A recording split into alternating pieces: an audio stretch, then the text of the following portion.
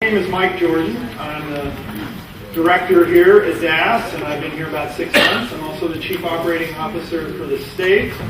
We're going to get into a little of why that might or might not be important here during the day. But we've got about 2 hours together. There are going to be a couple of opportunities for you to do some work at your tables. All of those pens and pads and dots and stuff probably let you know that already. I'm going to apologize in advance. I'm a wanderer, but I've got an X right here, and I've got an X right over here, and I can't go beyond the X's this morning, which is probably good for you guys, because they're filming this. For those who can't make it, we're going to make sure that folks can see. Usually when I start something, I always say, if I talk for 2 hours and nothing happens in between, you're all going to be asleep and I'll be forced. So I usually say, so if you got a question, raise your hand. That might not work today so well. But I'm going to go way out on a limb here, but not beyond the X's, and say, if something is really driving you nuts and you just have to ask, go ahead and raise your hand, and I'll see if I can work it in, okay? But obviously, if you all raise your hands, that's not. So we'll try to do the best we can. I am a low-tech kind of guy, so but today I'm going to try to stay between the X's, try to deal with all that. I'm going to try to run the PowerPoint, and I'm going to try to talk at the same time. Not so good at an idea, but that's what we're going to try. And so I get a little messed up sometimes. I did a PowerPoint once to a group of business and elected officials up in the Portland area, and I got to about the 3rd slide in the PowerPoint, and I finally was so discomforted, I just said, let's not do this anymore. Just shut off the PowerPoint, and then spoke the rest of the time. So bear with me. I'm going to try and stay coordinated here. So, why are we here today? First of all, it's just a good thing to get together. My understanding is you have done these periodically. My commitment to you is that we will at least do these once a year. If we do them twice a year, I think that would be great, but we'll see how we do. It is a fairly significant effort to get you all together at one time, and so, but we'll commit to at least once a year. And there may be times when we have important things going on in the agency or in state government that we'll need to get together more often. At the end, I'm going to thank everybody, but I want to thank them in advance, and I want you to give them a hand right now because this is a big effort. So the people who all of you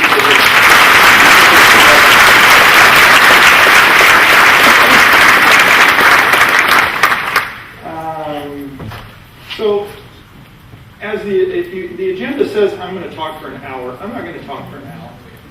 I'm going to say a little bit about kind of the vision for DAS and where we're headed. I'm going to talk a little bit about entrepreneurial management and the kind of point on the journey we're on. And I want to make that clear. This is a journey, and it doesn't start today, and it doesn't end today. This is another milestone along the way. And I'm going to talk a little bit about that. I'm going to ask you to do some things at your table, and there's a facilitator at each table to help with that dialogue around entrepreneurial management. And then later on in the agenda, we're going to talk a little bit about our budget situation. And I know that has been filtering through not just DAS, but all of state government. So we're going to talk a little bit about that, and we're going to take this opportunity when we've got you all together to start some engagement around that budget situation that we find ourselves in and start gathering some ideas. So you're going to get engaged. There are facilitators at the table can help you with that. And we're going to get you out of here in 2 hours flat, I guarantee it. So let's go ahead and get started. Wanted to talk a little bit about kind of where we are and some of the work that's gone on to get us here. I got onto my, pardon me, once in a while I have to refer to these notes, but got on the computer the other day, and someone mentioned to me that there had been a discussion among all employees some time back to create a shared vision narrative for DAS. And my understanding is that that was a fairly broad-based discussion. Can you hear me all right? Something happened. Hello? Okay. Can you hear me in the corners? Yeah. Okay, all right. Just weirdness. So we have a mic that maybe, or a speaker maybe went off over there. Okay, I'll yell at you, and they'll be able to hear me. Anyway, I was looking at that shared vision narrative, and it impressed me that how many of the concepts that were embedded in that, customer service concepts, being innovative concepts, being open and transparent concepts, being efficient concepts, are embedded in the work we're going to talk about today. So I want to use that as kind of a point of demarcation about how important it is to know that this is just a step along a journey that you have been on for some time. And you've been engaged at different levels talking about where we're headed. And this is not a brand new thing. Now, certainly we're going to get to levels of detail today and in the next few weeks and months that are going to be new, and there will be changes involved. But I want you to realize that you guys have been working on where we are and where we're going for some time. However, change does not come without discomfort. Right? If you're not uncomfortable, you're not changing. I'm a golfer. So I go take a lesson, and the instructor gives me something new to work on, and I go to the driving range, and I try to hit balls, and it's incredibly uncomfortable. And I go back to the instructor, and I say, boy, this is really hard. It doesn't feel right. And he says, if you're not uncomfortable, you've gone back to your old habits. You're doing the old thing again. And we all do that. Change is uncomfortable. Under the slightest amount of stress, I've got a 150-yard shot, and there's a pond on the right, and a trap on the left, and out of bounds over here. A little bit of stress, right? And I go right back to the old stuff, which is, of course, a compendium of my last 3 mistakes. So, it should be uncomfortable. But it's important that we be intentional about managing that discomfort. Just suffering with the discomfort is not the right way to approach this. We have to get used to the other fact, that this discomfort is not ever going to go away completely. We won't go through some entrepreneurial management project, which is the flavor of the month, and when we're done, we'll go right back. Folks, we are never going back. Ever. And that just doesn't apply to DAS. That applies to state government. We are at a fundamental crisis point for government, quite frankly, in this country. The whole role of the public sector is in question. I don't remember a time in my professional life when that was the case. Sure, we've gone through economic crises, we've gone through wars, we've gone through all kinds of things. But I don't remember a time in my life when the whole role of the public sector, the whole existence of it, was in question. That's a huge challenge for us.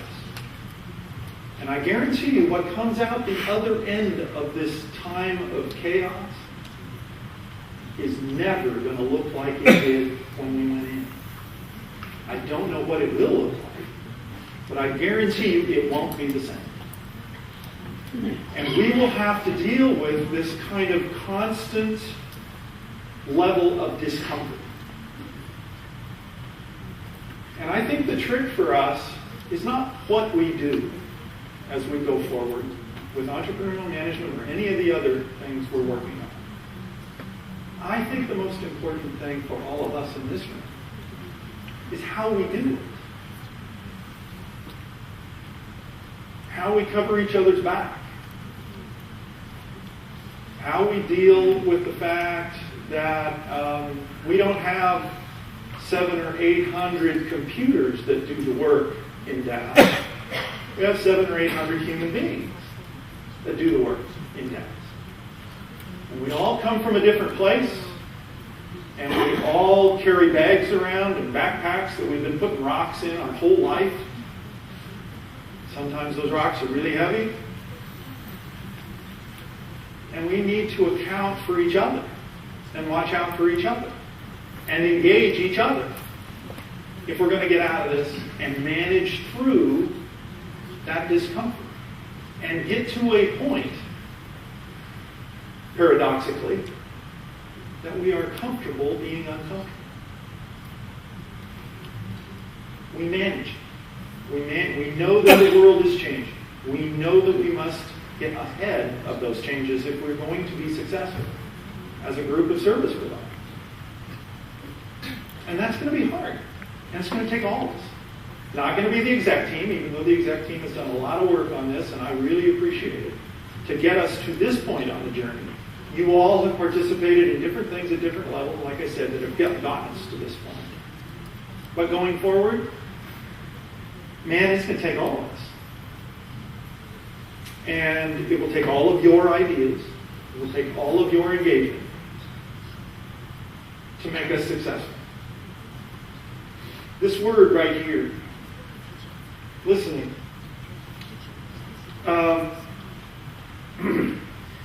As Americans, we're not very good at it. We like to have our voices heard. We like to have our opinions held by others. I don't know how many times you've been in a conversation when you talk to the other person and you knew they weren't listening to you, they were thinking about what they were going to say to you. I'm guilty of doing that all the time. We need to listen to each other and listen actively and think about what it takes for us all to move forward together. So I forgot to do some things at the very beginning. I want to take a brief little time out and do. No, I changed my mind. I'll do them at the end. I told you this was going to be a ride because I'm multitasking, which is not easy for me to do. So we're here today to talk about this primarily and let you know some of the work that's been going on and how it's been going on and to engage you in some of the issues around it. So, what is entrepreneurial management? At its heart, it's a new business model for us. New in potentially the way we organize ourselves, new in trying to establish a more, let's say, intense relationship with our customers, but not new in other ways. Okay? And I'm going to get to that in a second. So there's both some new stuff here, but there's also some bedrock principles here that I think you guys have been working on for a long time. But fundamentally, we are looking at a division of labor within the agency that pulls, there goes that key again, pulls, stay away from the mic, pulls the policy and compliance and governance sides of our work and pulls them into a different group from the service delivery side. That's a fundamental shift. What it also does, however, is it poises, that's the wrong word. It gets us into a position where we are ready to lead some fundamental changes in state government. I've said this to managers, I've said this to the exec team, I've said it to all of you. This government as an enterprise, the state government particularly, but all government, again, needs to go through some significant fundamental change. And I've said this before, I can think of no other group of employees in all of state government that is better positioned to lead that change than DAS. And if you think about that,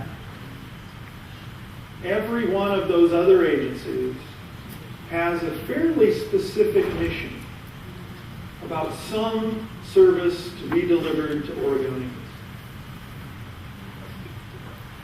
DAS's mission isn't to deliver service to Oregonians. I believe DAS's mission is to make sure that services are delivered to Oregonians. And you can put all of the different adjectives you want in front of that: effective, efficient, responsive, transparent, all those wonderful things. Our job is not to do that. Our job is to make sure it gets done by 92 agencies, 100 and however many, trying to keep my swearing under control, however many boards and commissions, right? 40,000 some odd employees, not including the Oregon University system. That's a big job to do.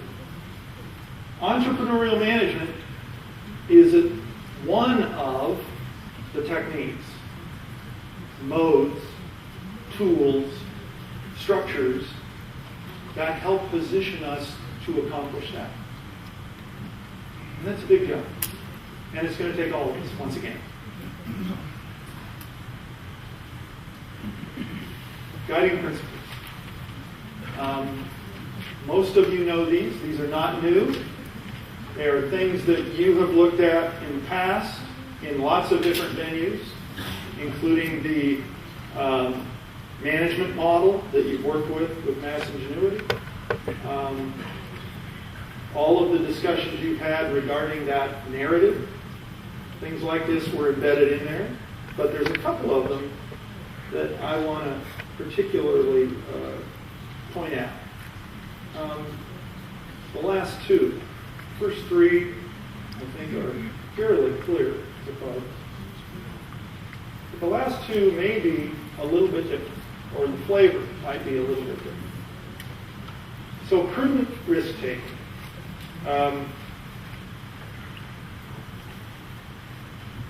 We are a fairly risk-averse culture, not just at DAS, but in all of state government. And it's not surprising, right? I get up every morning, about 5 o'clock, go walk the dog, try to get a little bit of exercise. And as we walk back in the house, I grab the newspaper, and I go to the dining room table, and I read about what my day will be on.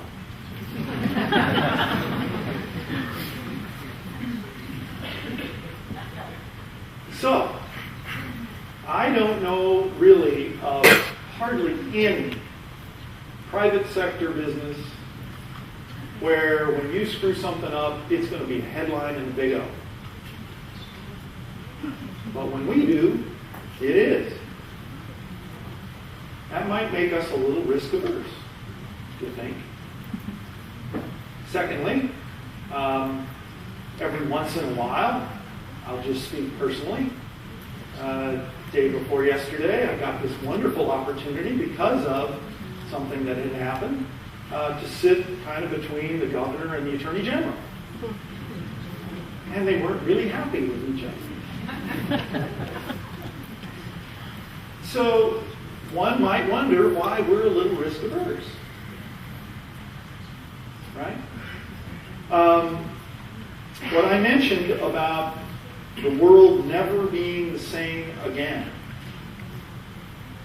is true.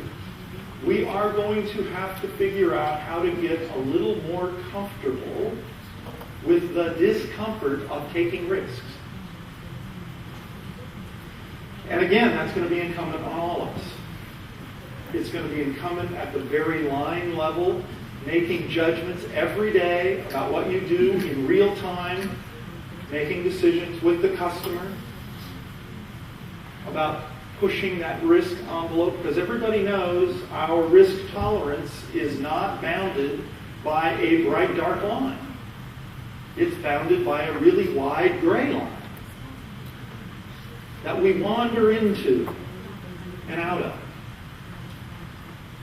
And that will require each and every one of us to make judgments in real time about risk practically every day. So this isn't something that's going to be in a rule book someplace. You're going to say, well, we're going to increase the risk tolerance of all people at DAS. Let's write a rule that says that. Not going to be. It's going to be about us understanding our role as public stewards and understanding our role as customer service deliverers. And as we get into the division of labor discussion that I talked about earlier, it is going to be incumbent on us to be communicative between those roles if we're actually going to make sense out of that in real time, every day, when we're delivering service. So it leads us right into the next one, the role clarity issue. One of the big complaints from our customers, quite frankly, is they can't figure out whether we're a regulator or a service deliverer. And when we're in which role? Sometimes at exactly the same time. Right? I'm going to be traffic cop and McDonald's at the same time. No, you can't have it your way. You can have it my way. And it confuses our customer. It also confuses us in some cases. So the blending of these last two principles, for my money, is going to be the challenge. I think that's where we're going to struggle a little bit. We're going to wander a touch. And it is that place where we need to be very, very communicative with each other. And as we get to the organization, I'll emphasize some of those challenges. Oh, by the way, I think I mentioned this. This is not the beginning of some new set of principles that just somebody thought out of thin air, right? You do this stuff already.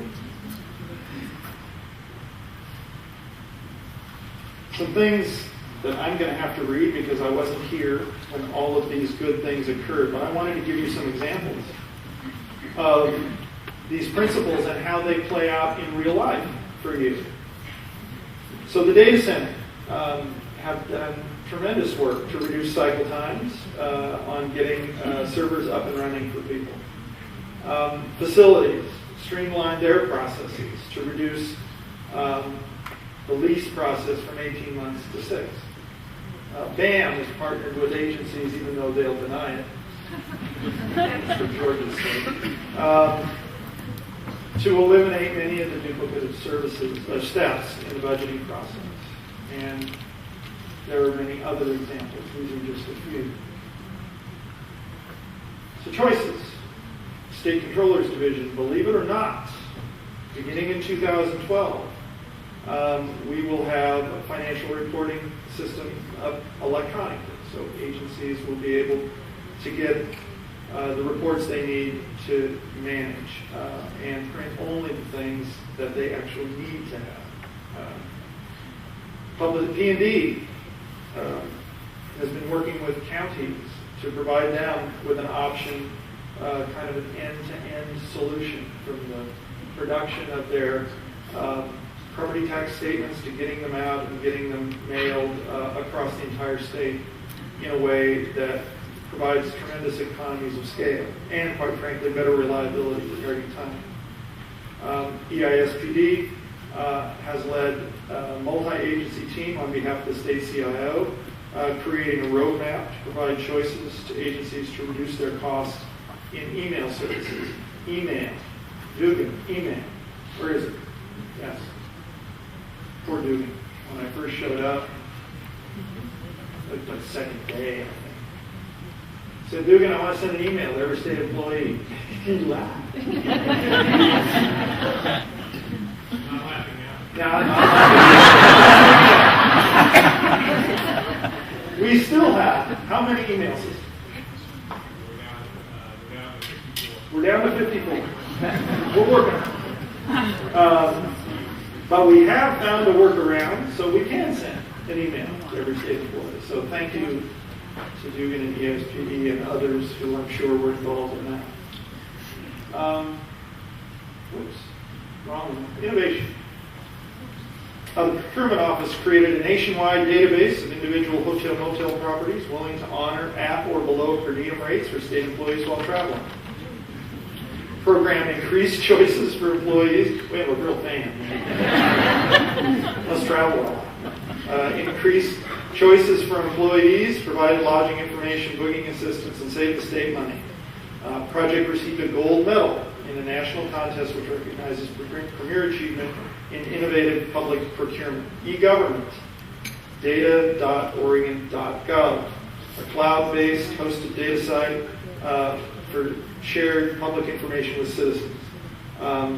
This project was recognized this year for a Digital Government Awards for Best Government to Citizen Application, along with an award from the National Association of State CIOs for government transparency. So, you guys are working on all these things.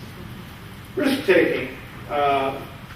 A multi-agency, multi-division team, ESPD and SPO, revised the IT contract terms and conditions, put agency IT owners in the driver's seat to determine their tolerance for risk when they're doing, and brings more effective competition into the process. The Director's Office, and I will say along with many others, Risk Management and the Enterprise Security Office, have worked to raise the awareness across state government regarding enterprise risk management. And then the role clarity and a challenge, okay? State data center and EISPD, separating the policy and governance role from the service delivery role. That's probably the starkest example in our history of doing this. And it was a tough example through fire to get that up and running. So you can expect, even though this role clarity issue will ultimately be a benefit to our customers, you can expect along the way a little bit of ambiguity. Sherry? Can't hear you. Can't hear me. Huh? Speak louder. Okay. You can do that. So, as I mentioned, you've been working on this for a while and setting the foundation for these changes. But while we've been doing that over the last couple of years at least, the world has not stood still, right? Things have changed around us. So the environment is different than it was a couple of years ago.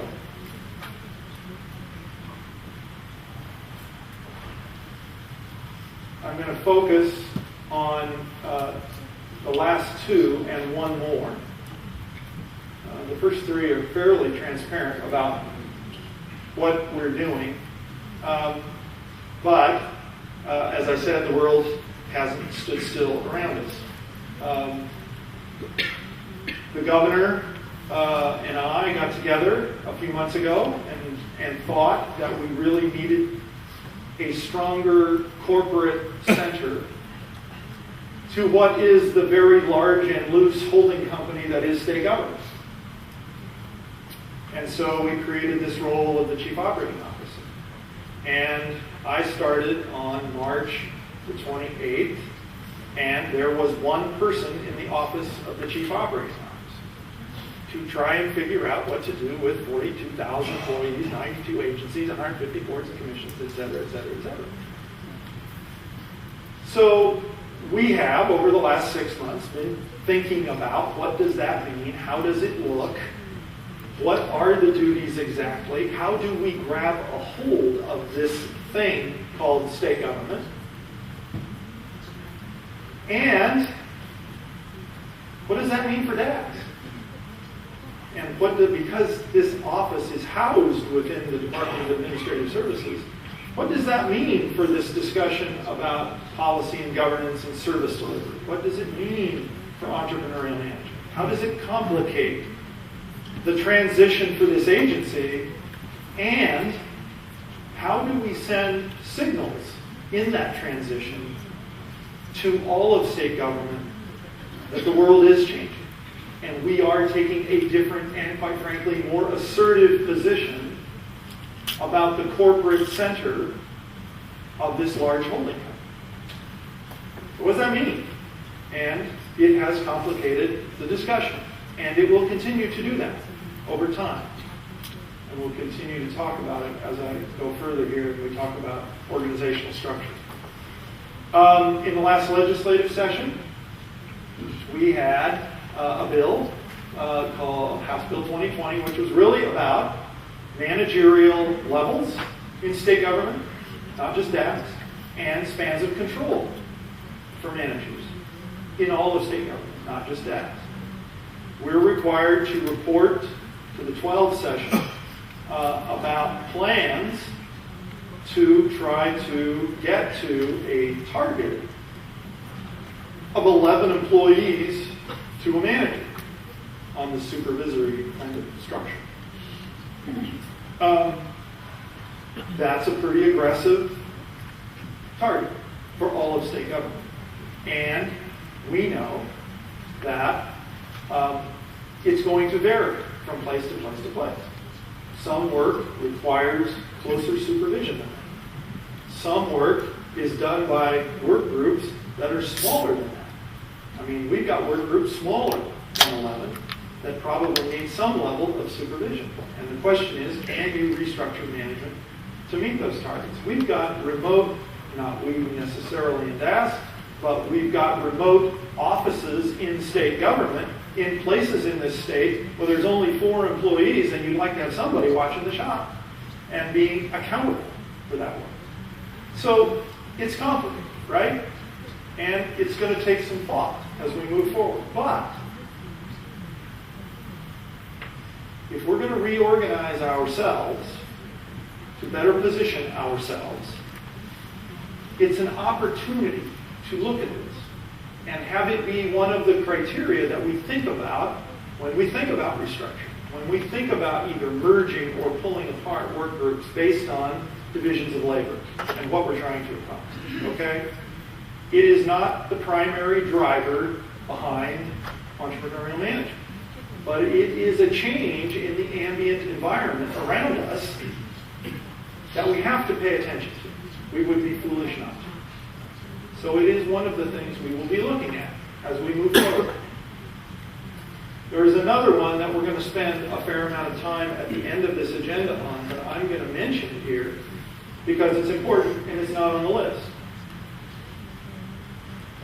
And you all know it. It's fiscal stress.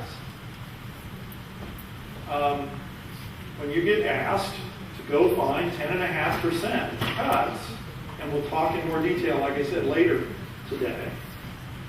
You get asked to do that, and you are going through a significant restructuring of your agency, your entity. I think you would be foolish not to pay attention to that as you do it. Is it the primary driver? No, it's not. It's about serving our customers, having a better relationship with them, looking to the future, thinking about this corporate entity that we are. But we would be foolish to ignore the environment when we're going through that kind of a change discussion. So we'll talk more about it, but it's something to keep in mind. It's part of the changing environment that we live in. It is a fact of life. So it would be foolish to ignore it. So here we go. I believe there are facilitators, there are copies of this at the table, so you won't have to kill your vision on this thing. So take a second to pass those out and take a look.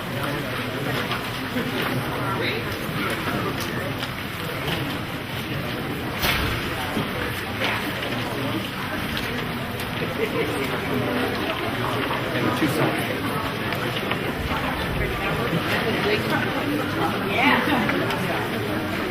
One off.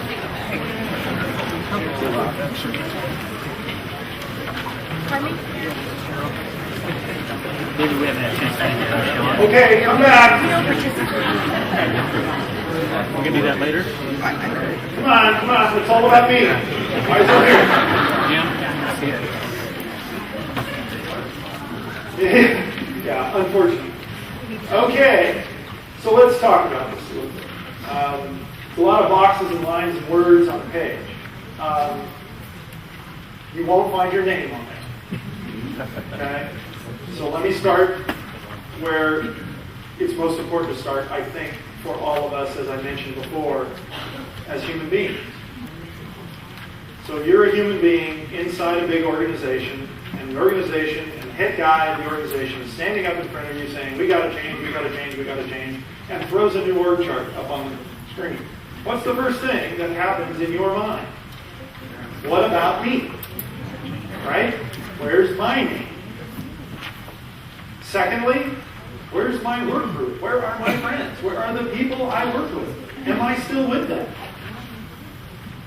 Third, who do I report to? I kind of like the person I report to now. I sure hope that isn't going to change.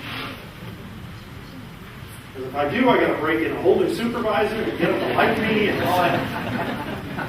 That's a pain. Third, where? Physically, where? Am I going to have to move? Change my commute pattern? Get to know a new building?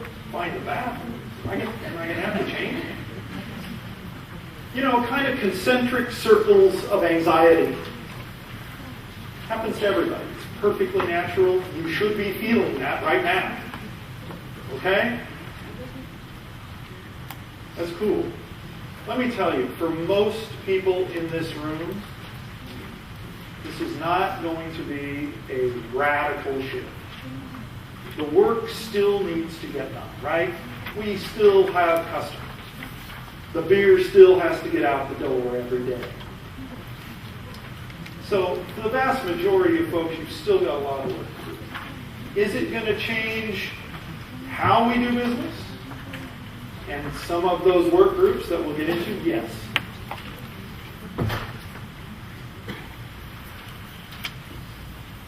Let's go through in a little more detail. I think we start with, me. Okay. Jan, I thank you.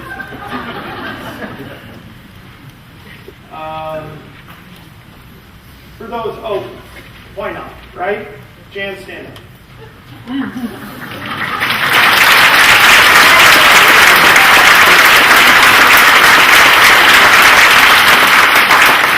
Jan is going through a bit of a personal challenge. We all have those.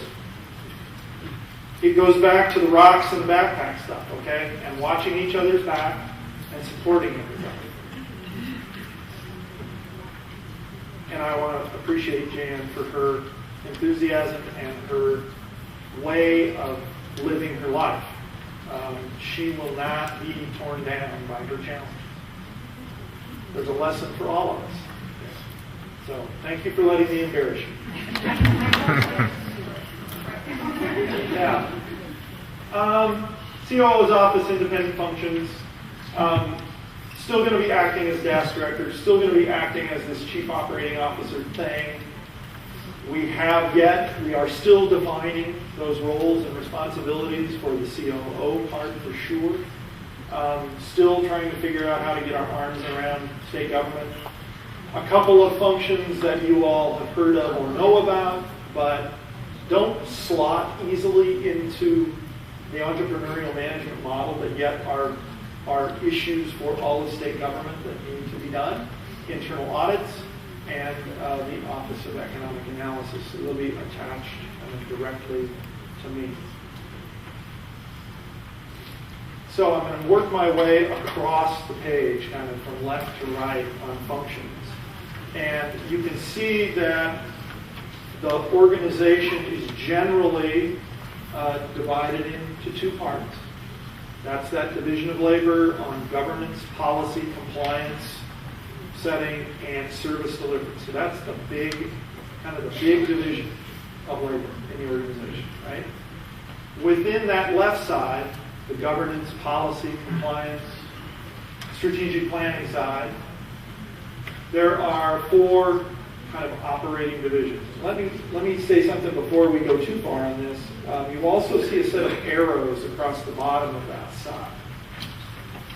And we had a huge debate about how to organize this side of the organization. What you see on the chart is a fairly classic organizational structure by function, right? So you've got finance, and you've got IT, and you've got HR, and you've got this statewide coordination piece, which is a little bit new, but kind of more of a catch-all, if you will. Thank you. And but across the bottom, the other side of the debate for organization was maybe we ought to go a little more innovative. Maybe we ought to think about kind of the functionality of this side. So strategic planning, policy and compliance. Maybe we should organize ourselves in those kinds of organizational structure. And again, big debate. We were pretty high-centered on which way to go on that. I will tell you what tipped the scale for me. And it really is the signal setting part of this whole operation to the rest of state government. And I think we may ultimately get to a more innovative structure along these kind of functional lines of the bars at the bottom, eventually.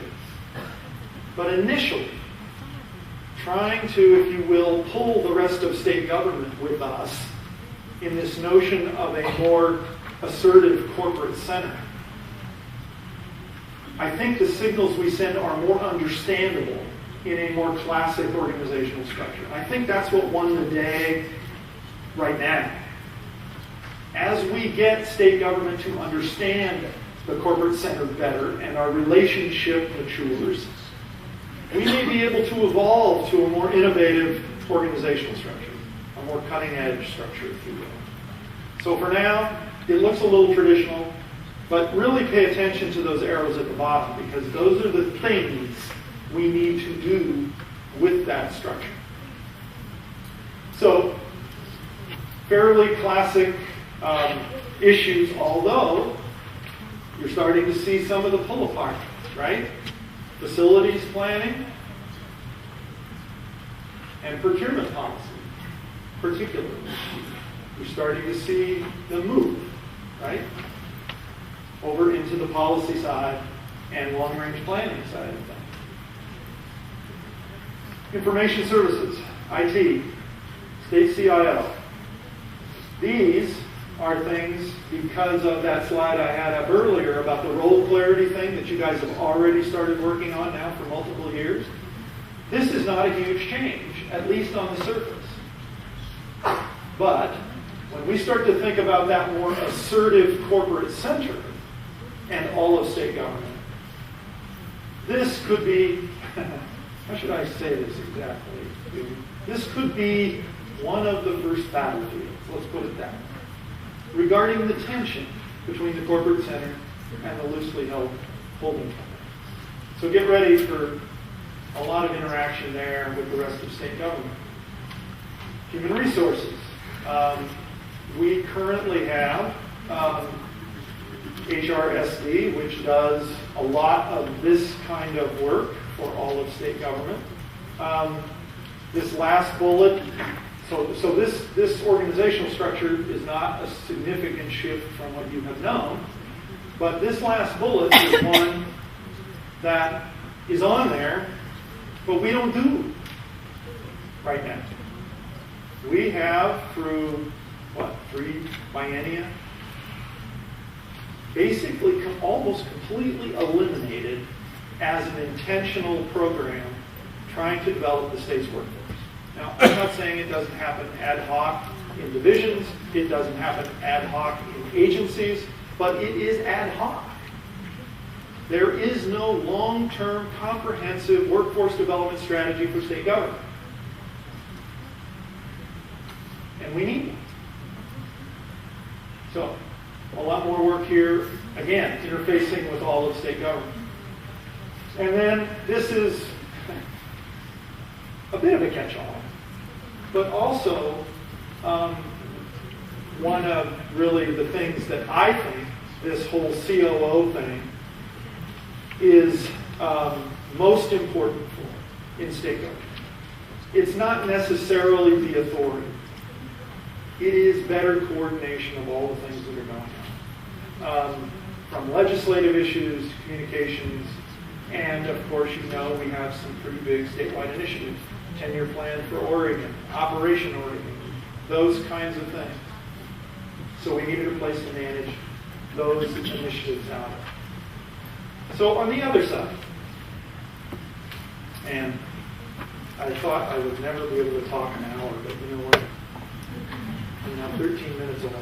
So I want to make sure I get through this so we can begin to have a discussion about it. On the service delivery side, I have just appointed Sergio Chaplin to take Chris's place in the deputy role. The deputy will play the oversight of the service side of the entity. And there will be some functions that do not slot easily into the enterprises, and I'll get to those in just a second, that will be attached to this function. And there's the new thing called customer boards that are one of the tools with which we can get closer to our customers and have a more ongoing and intimate and structured relationship with our customers. The support for those boards, they are not going to just, grow out of thin air and be mature and be good customers right off the bat without help. And so the deputy's office will have to be the support system for those customer boards of the enterprise. Keep moving here. I'm going to run out of time. So information technology services. Of the three enterprises, this is probably the most mature today because of the state data center and its 5 or 6 year history of evolving as that kind of enterprise-like service provider. So they're a little ahead of the other two, although they have their challenges too. Rate structures and service delivery components and how to grow their business. They're going through lots of work also on that.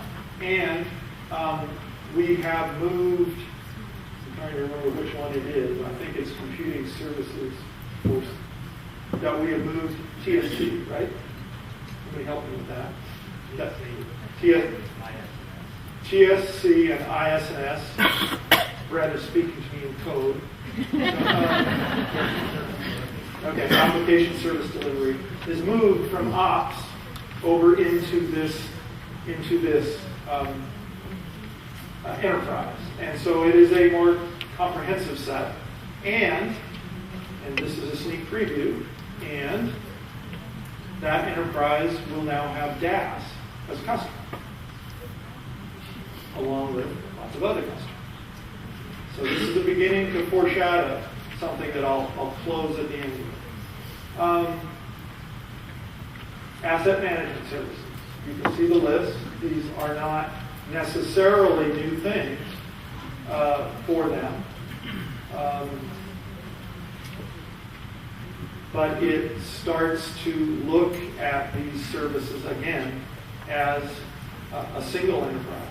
We are, and you are, I think, already working on new rate methodologies that are more transparent, that also provide the customer with an opportunity to choose things and regulate their expenditure a little more than they do now.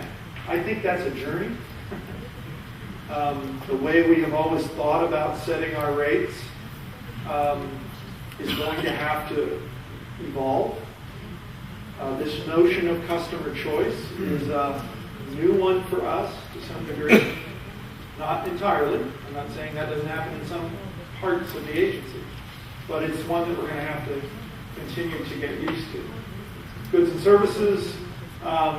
This is the place where, well, I'll wait a second.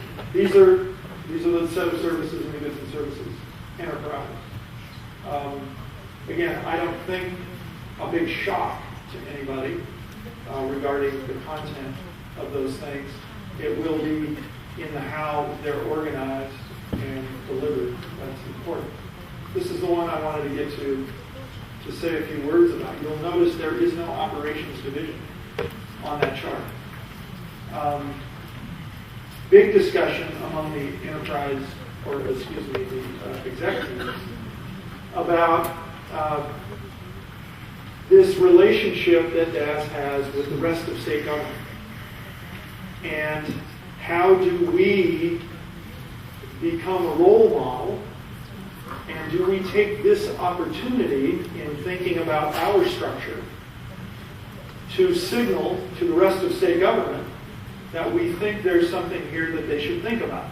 And one of those is, should we continue to have our own set of internal service delivery organizations when we are creating enterprises that are supposed to deliver to a broad array of customers in state government? And we are foreshadowing the ask of agencies to say we should be thinking about organizing those services differently and not have each of you build your own internal service delivery function.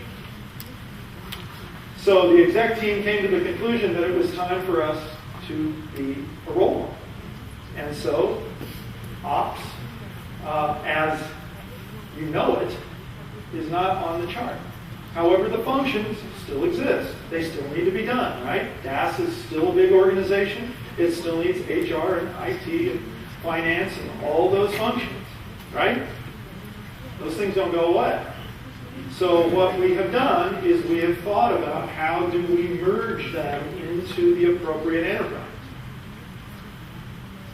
There are a few things on the list of what operations does that didn't fit neatly into any of the enterprises. And so that was the list of things that are associated both down at the bottom of there's a dark line across the bottom that says core functions. Things like the budget. Things like organizational development. This is going to be, as I said, one step on a journey. So we get through this and kind of get ourselves up and running. What's the next step? How do we continue to be ahead of our environment? Somebody's got to think about those things. So things that are kind of unique to DAS that don't slot easily into the enterprises. We called for services, the budget, developing the budget for DAS. Those things will be attached, as I said, to the deputy director who has oversight over these enterprises. There's the core function. I got ahead of myself. I'm pretty proud of myself. I haven't really screwed this up too bad. So again, here's the chart. So where are we going from here? And how will I know where my box is and where my work group is and who I report to and where I sit? Over the next couple of months, and we'll get to this eventually about time frame, we are going to be doing forums, if you will, in town hall type meetings over a 5-week period from October 31st to December 2nd. And I will be out, we will be out, talking with work groups in a little more conducive environment to questions and answers and discussion. But along with that, your immediate managers and the folks who are going to be in charge of these enterprises will be engaging with you regarding some of those questions. How best do we manage the divisions of labor? How best do we organize within these enterprises to deliver for customers. And remember those questions about spans of control for management and layers of management and those kinds of questions. So there'll be multiple questions yet to be answered, but I'm hopeful that by December, we would be able to tell every single person in the agency where they sit, who they're working with, who they report to. So answering those kind of fundamental questions for all of us, and at least relieving a little bit of the discomfort. Here's the timeline.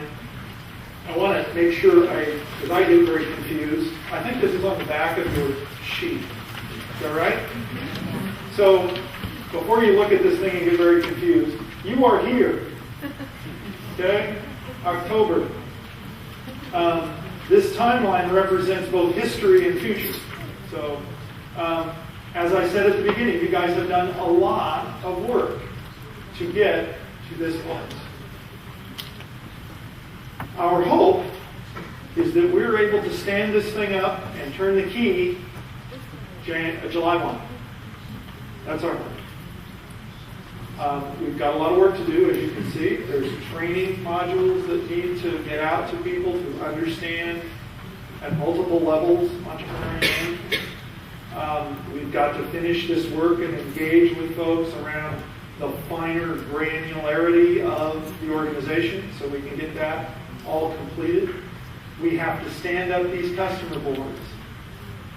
That isn't just new for us. That's new for the customer. So not only do we have to adjust, we have to train the customer to be a customer in this structure. I thought it was kind of funny too. And that's not easy, okay? So we need to train up a customer board. We need to build the support system for them. And we need to start to mature our relationship. So that's got to happen all during this time also.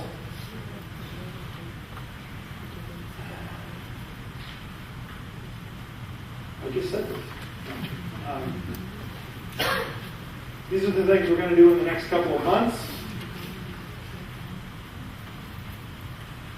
And now, yes, I will be at least every one I can be at, and I will be at most of them. I guarantee it. Okay, Tim. I'll be waiting. I'll be prompt. Okay, we're going to have a little exercise. The bold questions are what I want you to focus on. You don't have a huge level of detail. I get it. But this is a time, it's going to be a facilitated few minutes here, and these are important comments, okay?